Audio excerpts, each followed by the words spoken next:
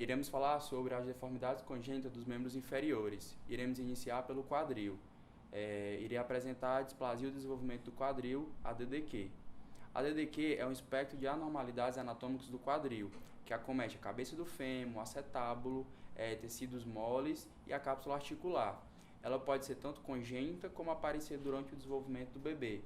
Ela pode vir acompanhada ou não de uma subluxação ou uma luxação. A displasia em si é o que? É a forma anormal do acetábulo. Nessa imagem a gente vai observar que a gente tem um quadril normal, um quadril displásico. Na letra C a gente vai ter um quadril normal com uma subluxação ou uma luxação. Na última, a letra D, é uma luxação completa.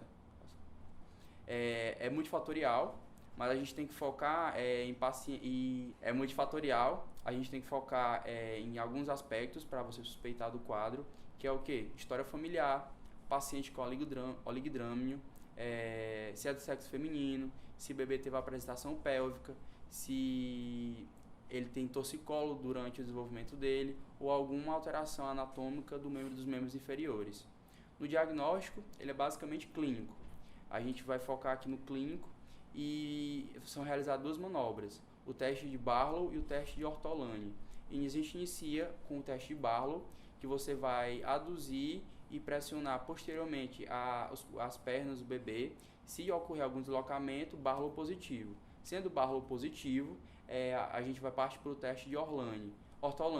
No teste de Ortolani, a gente vai fazer uma abdução e uma flexão das pernas do bebê. Se houver algum estalo, teste de Ortolani positivo, clinicamente a gente pode confirmar o diagnóstico de DDQ. Exames complementares, a gente pode fazer ultrassom, a radiografia, ressonância e ATC. Os objetivos do tratamento, eles são o tratamento precoce e a redução da articulação e estabilização do quadril. O tratamento ele varia de acordo com a faixa etária e ele é conservador. A gente vai ter 3 formas de tratamento, dos bebês até 3 meses de idade, que nesse caso a gente vai basicamente fazer uma redução da cabeça femoral na cavidade acetabular e tentar manter ele estabilizado com um posicionamento do quadril reduzido em flexão e leve abdução. A gente ter nessa imagem um equipamento que ajuda a manter essa estabilidade durante um certo tempo. E aqui nesse slide a gente vai falar da partir dos 3 meses até a idade de marcha. Nessa situação a gente vai partir para o tratamento de redução incruenta e a imobilização em aparelho engessado pélvico podálico.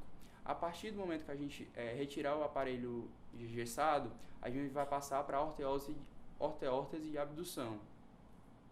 Aqui nessa primeira imagem a gente vai ter o aparelho engessado pélvico podálico e na outra a gente vai ter a órtese de abdução. E na idade de marcha, a gente primeiro inicia a redução fechada. Se não deu certo, a gente passa para a redução aberta, que é a cruenta. Não dando certo também, a gente pode partir para a operação. E é importante lembrar que o limite de idade para as reduções é até 4 ou 5 anos de idade. Então, vou falar um pouco sobre a hemelia fibular, que é uma deficiência rara, congênita da perna, em que tem um espectro de manifestação muito diversificado, que vai desde a hipoplasia, né, que é a diminuição da fíbula, até a ausência total dela. Então, ela tem uma etiologia desconhecida e não existe uma relação entre a genética da doença e as manifestações clínicas dela, visto que os casos ocorrem de forma aleatória e esporádica. E provavelmente está relacionado com algum distúrbio embrionário entre a 6ª e 8ª semana de gestação. Então, a clínica ela é bem diversificada, como eu falei anteriormente, e ela nunca vai ser uma entidade isolada. Ela sempre está associada ou ao encurtamento do membro, seja no segmento femoral, seja no segmento tibial, até a ausência também de ligamentos cruzados, a fusão dos ossos do taço e entre outras manifestações. Ela pode ser classificada de 3 formas, e a principal classificação é de Ashman. Então, no tipo 1A, que é a forma mais branda, apenas o encurtamento do membro. Então, a fíbula está presente, só que ela está encurtada. No tipo 1B, a fíbula ela perde 30% a 50% da sua extensão na porção proximal. Então, no tratamento, ele vai ser diversificado dependendo do acometimento da doença. Então, na forma mais branda, que seria o tipo 1A, em que há hipoplasia mínima, ela pode ser tratada pela compensação com calçado ou então pela episodese, que seria a colocação de uma placa do lado contralateral do membro acometido. Nos casos mais graves, em que é uma dismetria acima de 7,5 centímetros, é possível, tem a opção de se fazer a cirurgia, que seria a amputação de cima, e a colocação de uma prótese, só que não é um método de escolha. Hoje em dia, com a evolução dos métodos de alongamento, é possível fazer a cirurgia reconstrutiva do membro da criança e, com isso, melhorar a funcionalidade e isso. Eu vou falar agora sobre a hemelia tibial. A hemelia tibial é um encurtamento congênito da tíbia. Então, da epidemiologia, o principal é saber que ela é uma doença extremamente rara, com incidência em basicamente 1 a cada 1 milhão de nascidos vivos. Também é importante saber que ela basicamente ocorre unilateral, mas em 30% dos casos ela pode cursar com bilateralidade. Agora, a clínica e o diagnóstico. A gravidade dela é variável, ou seja, ela pode variar de um encurtamento da tíbia pequeno até uma agenesia tibial, que seria sumir o paciente nascer sem a tíbia. Ela pode também ser uma anomalia isolada, ou seja, pode se cursar só com um problema na própria tíbia, mas ela também pode cursar com outras malformações congênitas, como a polidactilia.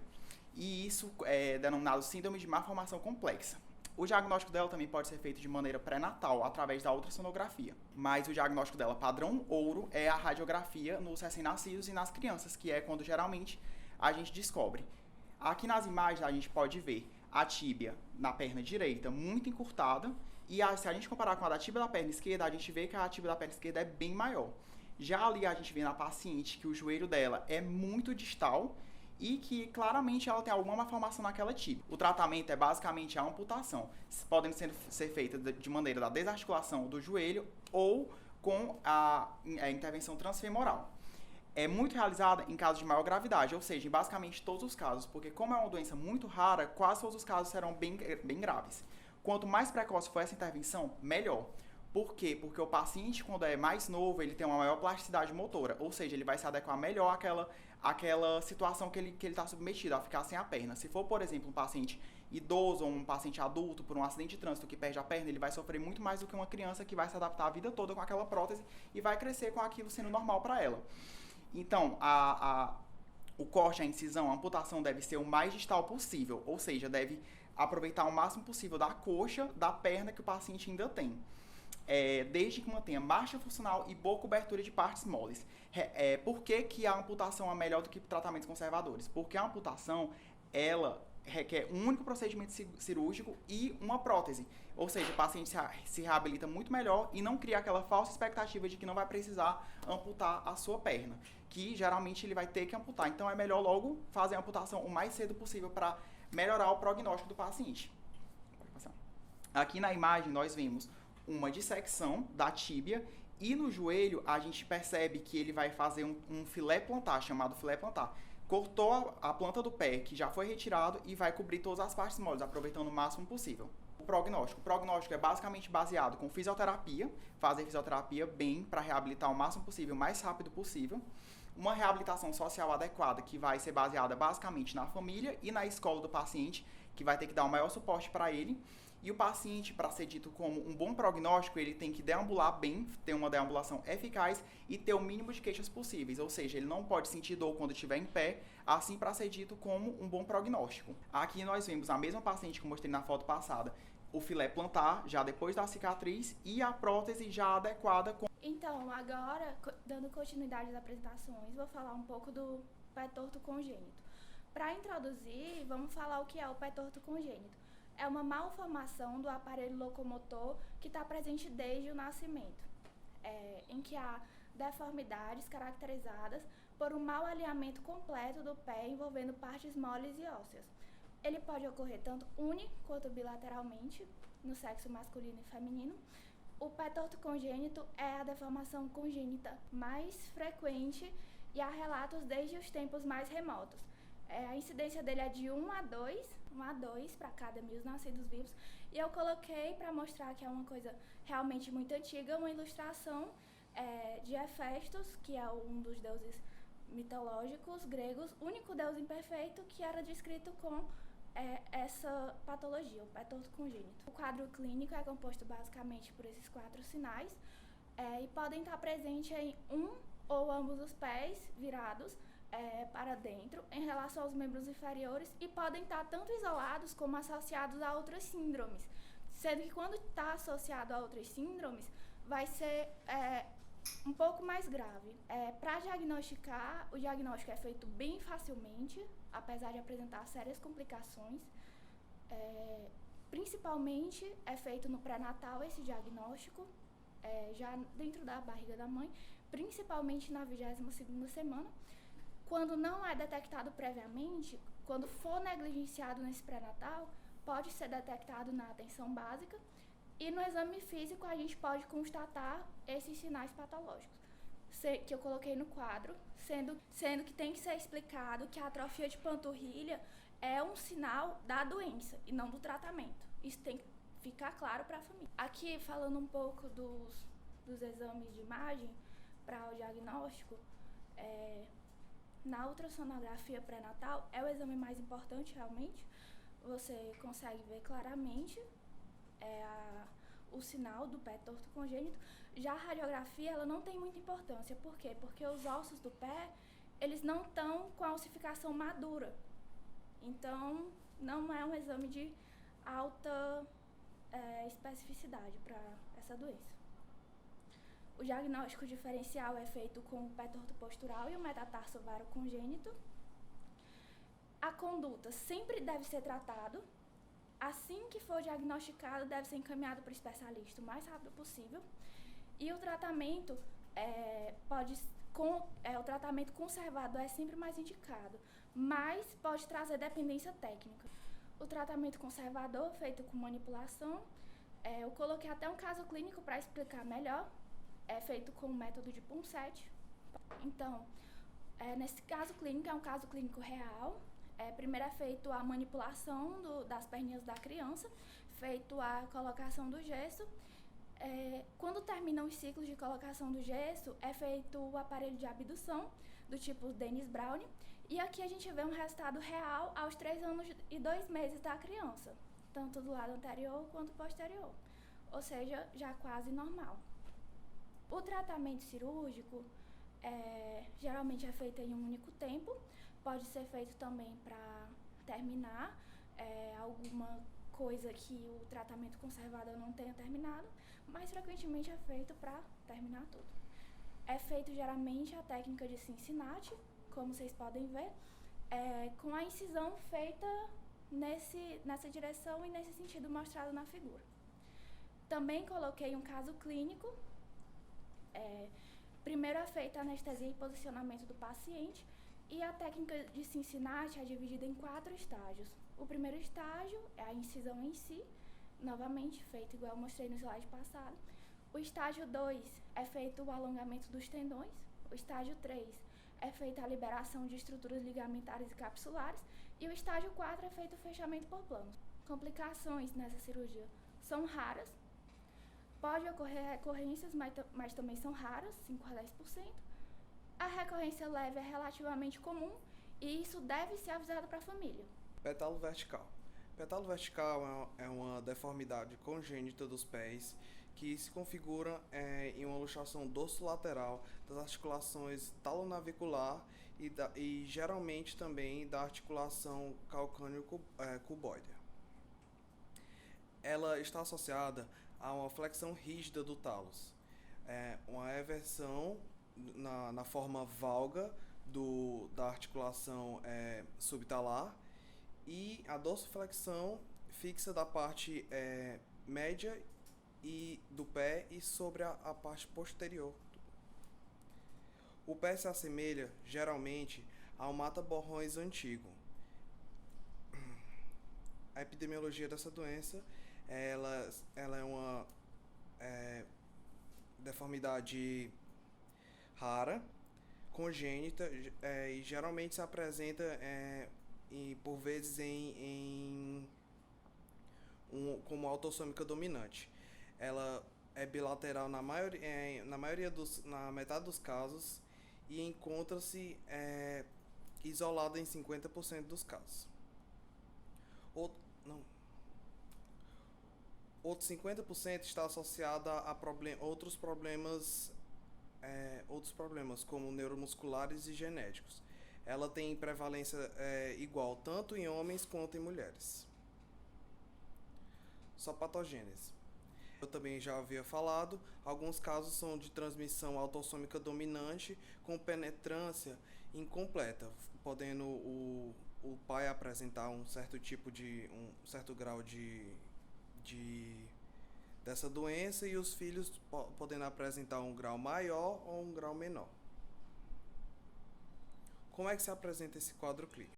O quadro clínico se apresenta com a superfície plantar convexa e rígida, se assemelhando a um aspecto de chinelo persa.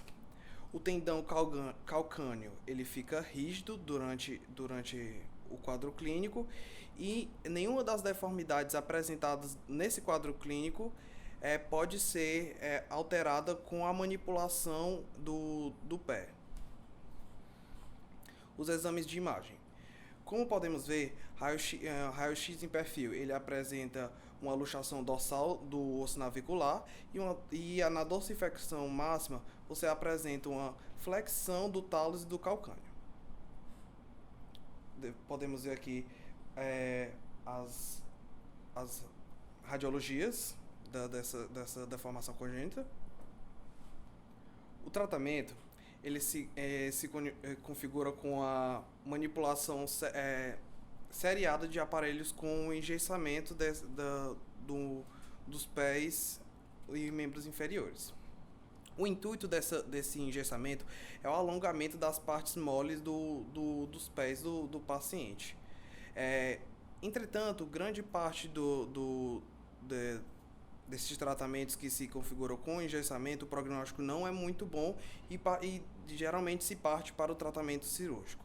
O tratamento cirúrgico se configura com a talectomia, a naviculectomia, a artrodese subtalar, a artrodese tríplice e o alongamento da coluna lateral. A talectomia ela deve ser evitada em crianças menores e, no caso de crianças menores, as liberações são mais recomendadas. Em crianças maiores, a liberação e a naviculectomia é mais recomendada. Em crianças maiores de 2 anos, a liberação dorsolateral e a liberação posterolateral são mais recomendadas. Em crianças de 2 a 3 anos, a naviculectomia e a liberação posterolateral é mais recomendada. Em adolescentes e adultos, geralmente isso acontece em casos recidivos, faz-se a artrodese tríplice. Esse quadro clínico apresenta algumas complicações, tanto sem tratamento como com tratamento.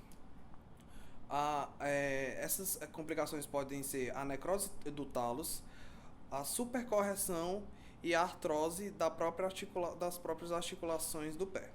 Agora vamos falar um pouco sobre o pé metatarso aduzido. Ele é muito comum em recém-nascidos e a etiologia dele é desconhecida, então a gente não sabe como é que vai funcionar.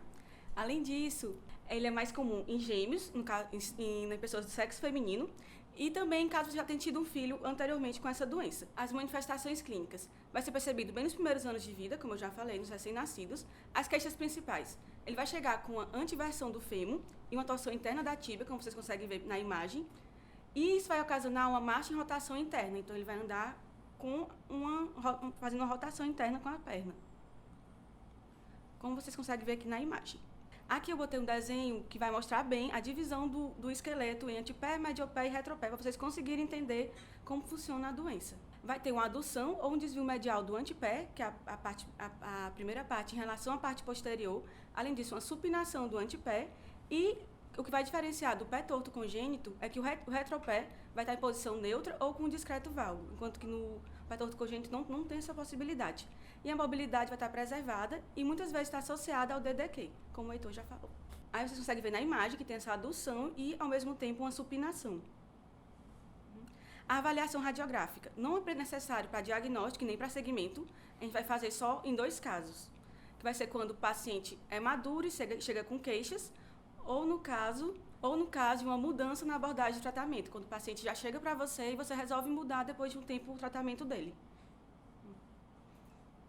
Aqui nós temos uma radiografia que vocês conseguem ver bem que o cuneiforme está com formato trapezoidal e, ao mesmo tempo, tem uma mudança na inclinação da articulação cuneiforme e metatarsal. Você consegue ver que está bem inclinada. O tratamento vai se basear, vai ter, na maior parte dos casos, uma melhora espontânea e vai se basear durante o exame físico, vai fazer uma manipulação do pé, vai manter o retropé fixo e vai fazer uma abdução do antepé. E a partir disso você vai classificar em deformidades flexíveis, parcialmente flexíveis ou rígidas. Na flexível, quando você fizer essa adução, o que vai acontecer?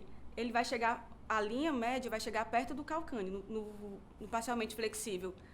Não vai chegar bem perto, mas não vai ultrapassar, e no rígido não vai nem mexer como a gente fala, rígido. No flexível, a gente vai só fazer tratamento conservador. Como é isso? Acompanhar seriadamente, vai marcar consultas de vez em quando para acompanhar. No caso do parcialmente flexível, a gente faz manipulações seriadas. Como é isso? É do mesmo jeito. Mantém o retropé fixo e vai fazer uma abdução do antepé. E no caso das rígidas, que é mais grave, a gente vai fazer umas trocas gessadas a cada semana ou 15 dias. E mesmo após correção, a gente vai manter pelo mesmo tempo que ele já usou o gesso anteriormente. Além disso, se não resolver, podemos fazer liberação de partes moles, que vai liberar a cápsula de Rayman. E em pacientes maduros, vamos fazer um procedimento ósseo, que vai ser a osteotomia do primeiro cuneiforme e o fechamento do cuboide.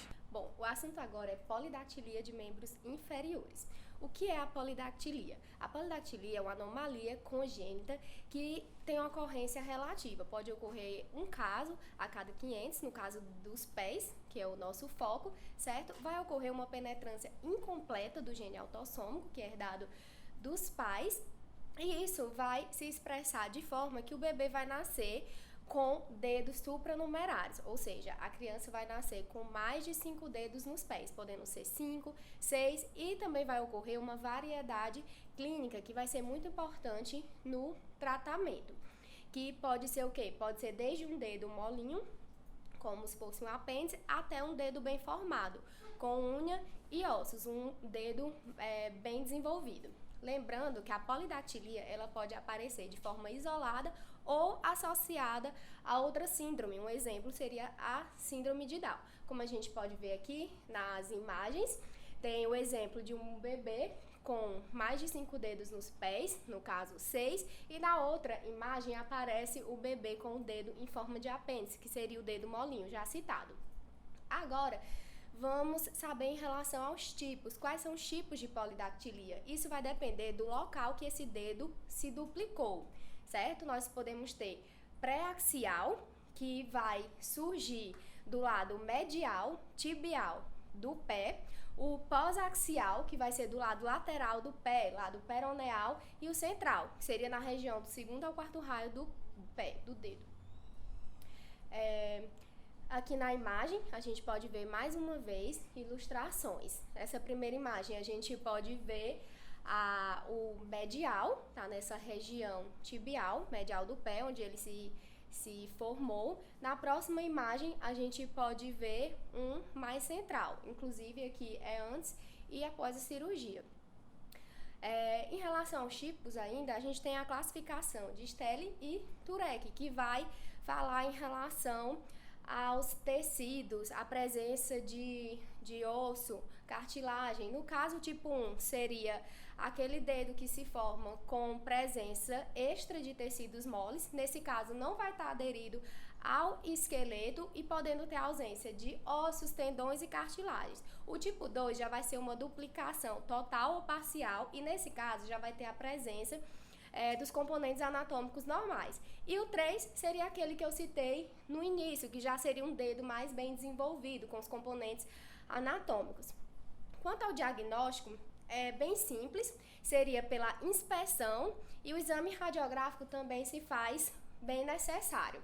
Aqui nas imagens, como podem ver, a inspeção, né, o médico analisando o pé da criança e ao lado a radiografia de um pé com polidactilia, que vai servir para ver a estrutura interna, que vai ser muito importante na escolha da conduta, do tratamento adequado. Quanto ao tratamento, o principal objetivo vai ser a prevenção da dor, de deformações residuais, lembrando sempre da marcha, em relação à marcha da criança, da possibilidade de uso de calçados fechados. Então, esse seria o objetivo do tratamento cirúrgico. Como eu falei lá no início, vai depender daquela variabilidade clínica, pois pode ser desde um dedo molinho a um dedo mais lateral, medial, central, isso vai influenciar muito no local de excisão daquele dedo, vai influenciar também na escolha qual o dedo vai sofrer excisão, qual dedo vai ser preservado. É sempre bom levar em consideração também, sempre que necessário, não só a anatomia e a região, a localização, mas também a funcionalidade do dedo.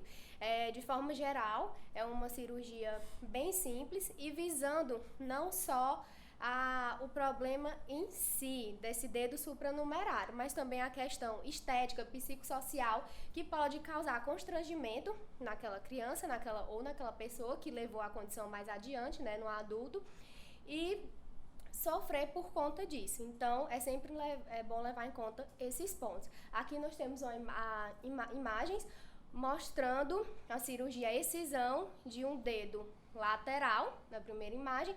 Na segunda, a gente tem o pré-operatório, que seria esse dedo extra, o raio-x desse pé com polidactilia, o planejamento, você pode ver as marcações de onde vai ocorrer a excisão, certo? Tem que ser tudo muito bem planejado. E o pós-operatório, que ficou uma coisa bem bonita, né, esteticamente bem definido, não vai mais causar constrangimento e resolveu o problema. O caso do bebê, que eu trouxe aqui só a título de curiosidade, que foi um menino que nasceu com 31 dedos, 16 nos pés e 15 nas mãos. Então foi um caso bem extraordinário, bem curioso. E aqui a gente tem a foto desse bebê. Então é isso sobre polidactilia. Vou falar da braquimetatarsia. A braquimetatarsia é uma malformação congênita que ela é definida como encurtamento de 5 milímetros ou mais do osso metatarso em relação ao arco dorsal do pé. Ela tem uma incidência de 0,02 a 0,05%. Pode acontecer de modo isolado ou em vários ossos, como na braquimetatarsia múltipla congênita. Também pode ser unilateral ou bilateral, sendo bilateral mais frequente. É mais comum em mulheres na proporção de 25:1 e não tem etiologia conhecida, sendo que muitos autores eles referem que a causa do encurtamento seria o fechamento prematuro da placa de crescimento da epífise do osso acometido. Então, o quadro clínico.